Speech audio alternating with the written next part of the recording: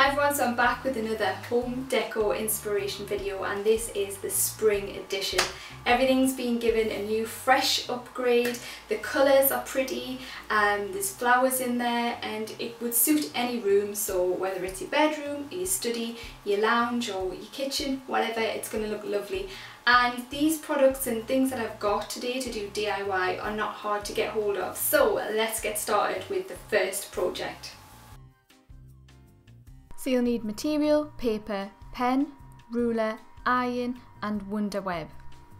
So we're going to start by making the triangles, and for this what I did is took the ruler and drew a straight line 6 inches long. Then you want to half that, so go to the 3 inches mark and draw a little line.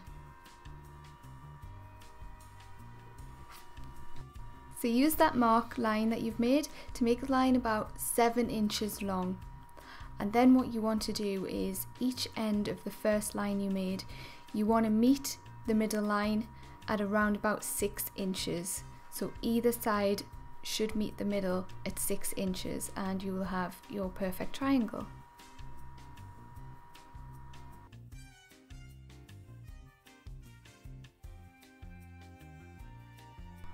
So once you've got that, you just want to cut it out, and that is then your template. So we're going to use this to draw around for our material. Now it depends on how many triangles you want on the bunting as to how many that you draw and cut out. So if you want 8 along the bunting, along the ribbon, then you would make and cut out 16 triangles because you want a front and a back for each. I only did 6, so I cut out 12 triangles.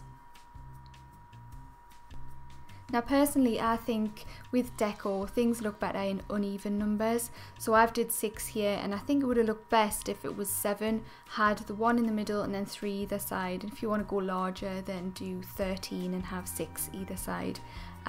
It just hangs better as well. So now that we have our cut out pieces of material, we're now going to put them together. So I've chose my first 6 that I want at the front, and then the ones that I wasn't so keen on, the pieces of material, they can go towards the back. So you want to just double them up and kind of make a bit of a sandwich really. And in the middle of that sandwich we're going to use something that I call wonder web. I think it's just like a bonding web, or some people call it, I think someone said witchery or something like that. You can get these anywhere. I think I got this in Asda, anywhere that does like sewing and all that. What it does is it just bonds with heat. So this means that we can adhere all these pieces together without any sewing. How amazing is that? So I'm just cutting pieces of this bonding along each side of the triangle. So obviously you're going to need 3 pieces, and then put that front piece back onto the top. So you want to make sure that the line on top of each other are nice and even, there's no obvious overlap and it's not, you know, wonky donkey. Then you want to take it to the iron. I've just laid on top of some material which happens to be the same one, so it's kind of camouflaging. Then the iron's got to be hot. I've took the steam off for this and I've put it on the hottest setting just so there's no moisture in there. And you just want to rub over the material, and what it'll do is melt that bonding web, and it'll just stick the 2 pieces of material together. As you can see, and it's really stuck down well. Just make sure when you put the bonding on that it's lined up evenly against the edges as well. So now we're going to get ready to attach it to the ribbon, and you want to make sure that you've got the placement right. You've got the pieces of material in the right order that you want them. Is the pattern nice? Make sure you get all that organised first, and then you are going to take a piece of that webbing again. This time it's going to go on top of the material, and the ribbon is then going to go on top of that. So you're sandwiching the ribbon and the material together. And then you just iron it in the same way that we did before. Now just to let you know, when you are using the iron, bear in mind the setting when you're using certain types of material. Like this ribbon that I'm using is quite thick, it's actually a cake ribbon, so the material was okay for this setting, so just bear that in mind. So just carry on ironing on the rest of the bunting and you are finished.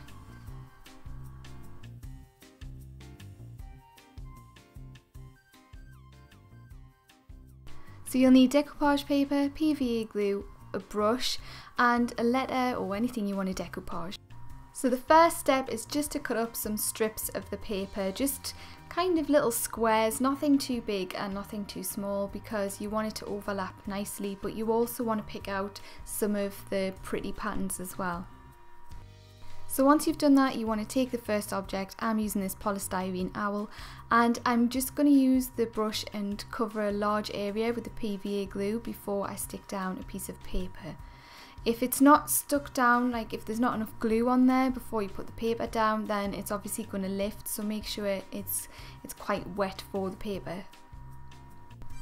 So you just want to continue with applying a piece of paper, gluing over that paper just to really push it down in the creases, and then applying another piece of paper and gluing, and then you want to apply a final coat of PVA glue just so it's nice and shiny, and it keeps it quite hard as well.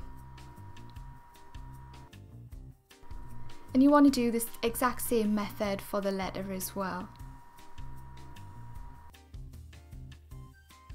It has a bit of an anthropology vibe to it, so it's just so cute for spring. So you'll need a plain mug, a permanent marker and an oven.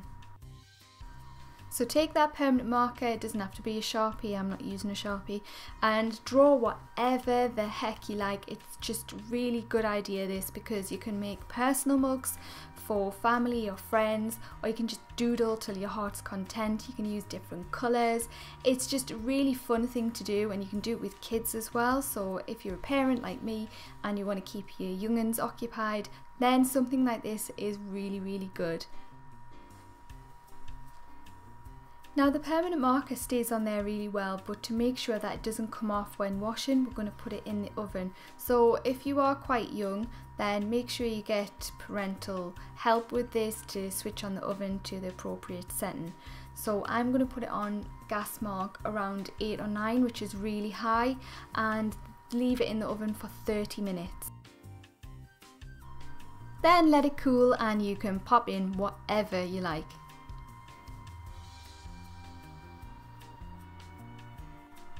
So the neater one was obviously one I'd already made a little bit earlier.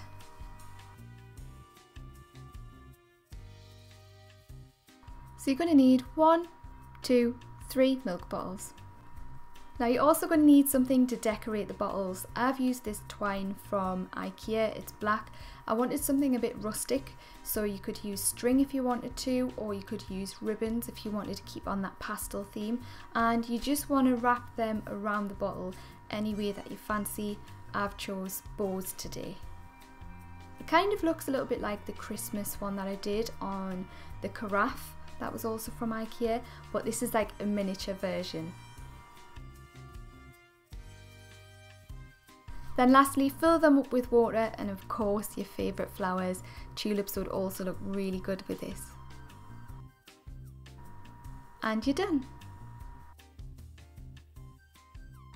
Okay, so this isn't DIY, but it's just a bit interesting. If you have a cake stand and you've got your friends over, once they've ate all the cakes, then use the cake stand as a jewellery holder. That's what I do all the time. So let's look back at the different projects that you can do.